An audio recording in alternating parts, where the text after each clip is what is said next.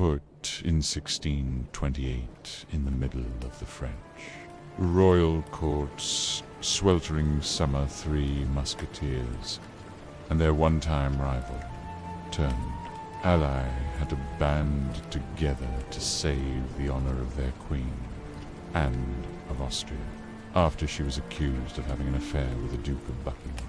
Let's get into it. Our story starts with D'Artagnan, a young Gascon man from southwest France, who is traveling to Paris with letters of introduction for three of the Musketeers of the King: Escars, Athos, Porthos, and Aramis.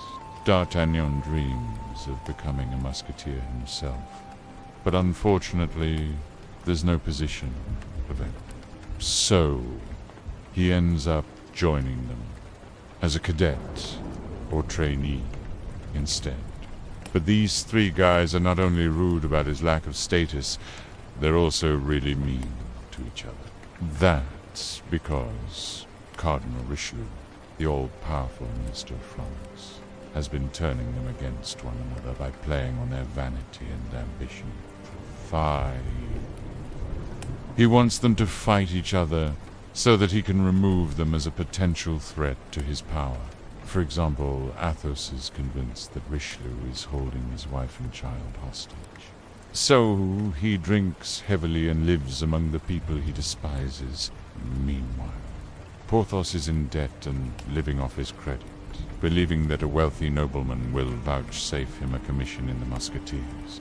Finally, Aramis, who is actually a priest, who is constantly fighting with the others and trying to take credit for everything because he believes himself to be the best. Things are bad enough for poor D'Artagnan, who gets beat up several times by the Musketeers while trying to deliver messages to them. But then things get even worse when they're all sent to arrest a queen. You see, Queen Anne of Austria has just given birth to a baby boy, which means that France now has a legitimate heir to the throne. But Cardinal Richelieu wants this kid dead. Why? Because if the baby grows up and becomes King Louis XIV, then he could be a legitimate rival to Richelieu's power. So instead of raising the kid, Anne is forced to send him away to be raised incognito at the Abbey of St. Denis.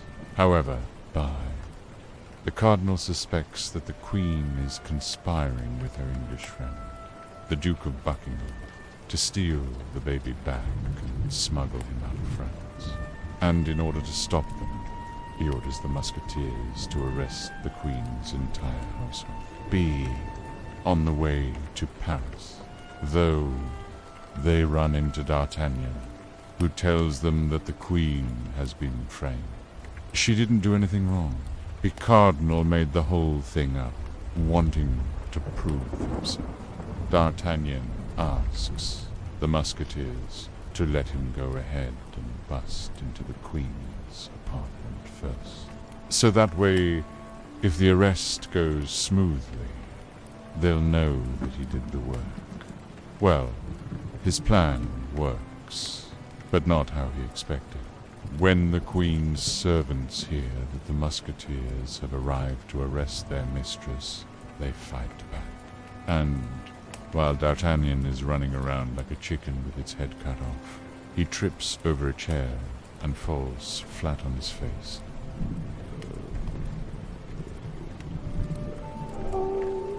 The Musketeers arrive too late to make any arrests, and everyone has already fled. To make matters worse, the Queen accuses them of being late and incompetent, and then runs away herself.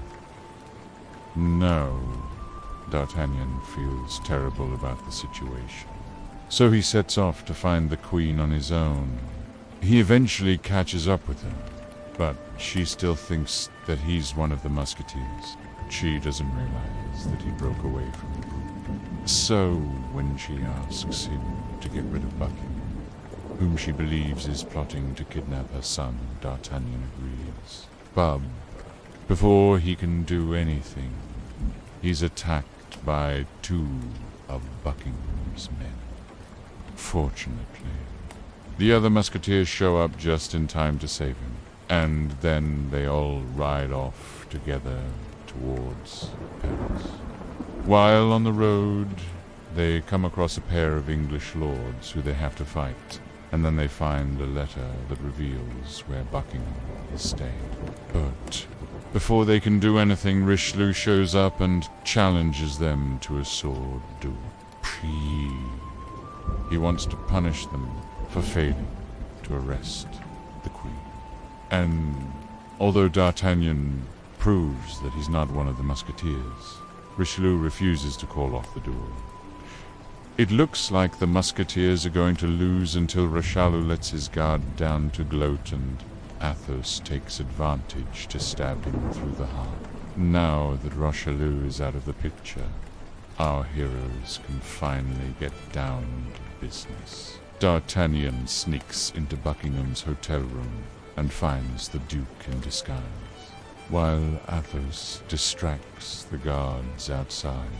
Porthos and Aramis sneak into the Queen's apartment to protect her and her ladies-in-waiting. And D'Artagnan, well, he accidentally stumbles into the Queen's room instead and gets captured by Buckingham. At first, Anne is very angry at D'Artagnan for coming alone and without backup. Once he explains that he came as quickly as he could, she calms down. Then, realizing that the Cardinal is no longer there to protect him, Buckingham surrenders without a fight. He explains that the baby was UNT in danger in England, and that he would never do anything to jeopardize the peace between France and England. And so Anne decides to forgive him and keep him as a friend. As proof of their friendship, Buckingham gives him a diamond necklace called the Queen's Necklace, which she immediately puts on. Unfortunately, though that same necklace will later be used as evidence that the Queen had an affair with Buckingham. And when the Cardinal hears about it, he sees his chance to finally get rid of the Queen and secure the throne for the baby. So he makes 2 of his men steal the necklace and plant it in the Queen's apartment.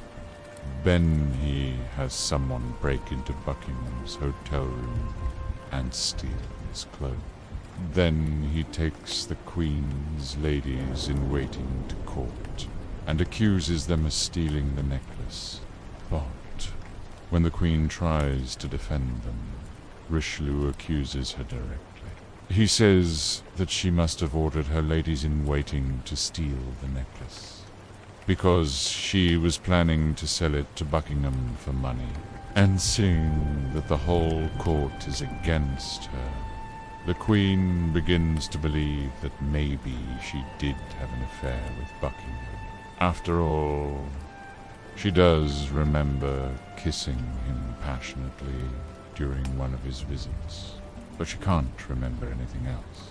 Meanwhile, D'Artagnan, who is still working for the Musketeers, tells them what's happened, and together they come up with a plan to find the real thief. But unfortunately, while Athos is carrying out his part of the plan, he gets captured by Milady de Winter, the main villain from the previous book.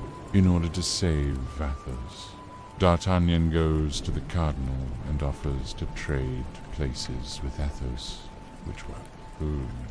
Then D'Artagnan goes to prison to await his execution. But just as the executioner is about to take his head, the Queen arrives. Chia explains that she figured out that Richelieu was behind everything. And as a last-ditch effort to clear her name, she's traded the diamond necklace for an even more valuable pearl necklace. Bah! She hands it over to D'Artagnan, who takes it to the court and throws it at the feet of the judges.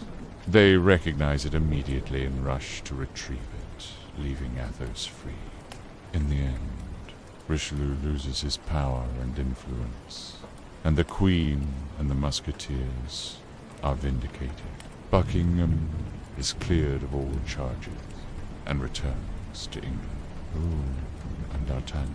Well, he keeps trying to get kicked out of the Musketeers, but they just keep accepting him back in despite his constant bumbling and incompetence.